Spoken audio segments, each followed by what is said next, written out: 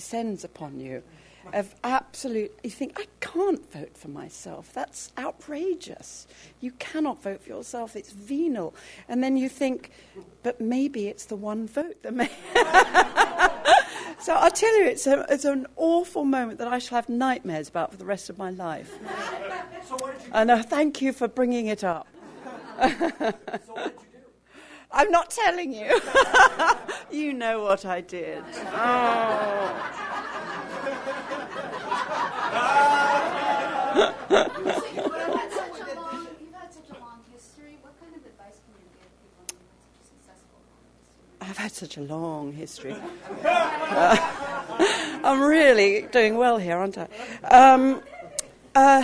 I have had a long career, it's true. And my career has spanned many different media. I've done a lot of theatre in my life. I've done theatre on the streets in Brooklyn.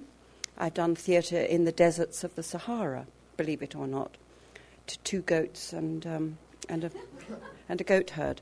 I've done theatre on Broadway, and I've done theatre at the National Theatre. So I've done a lot of theatre. I've also done a lot of television, and I've also done a lot of movies. So I've had the great advantage over my life of working in all these different arenas.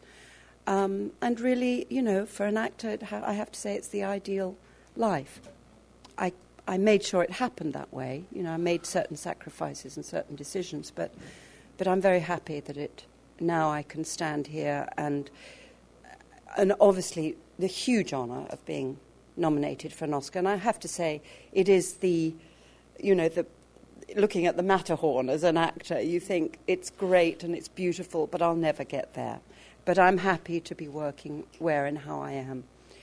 So to be here after that history is quite amazing to me. Ms. Mirren, your director, Stephen Frears, let us know on Saturday at the DGA Forum that the stag was wooden.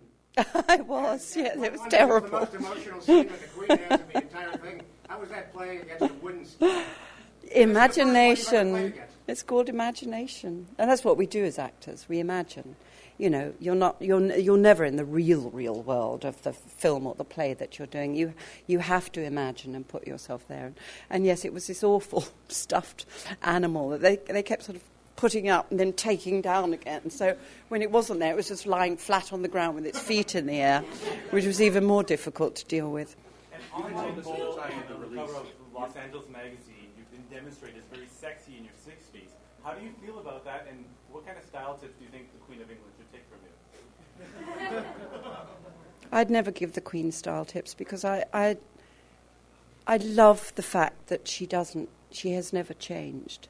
And there's a consistency there that is so admirable and so extraordinary. And if her hairstyle, at one minute it was a beehive in the 60s, and then it was a shag cut, or a mullet in the 70s, and then it was it's always been the same. So that image, and as one gets older in life, you realise the power of consistency.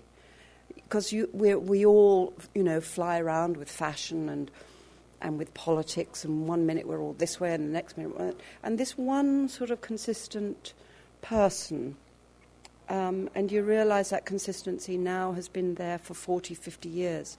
It's incredibly admirable.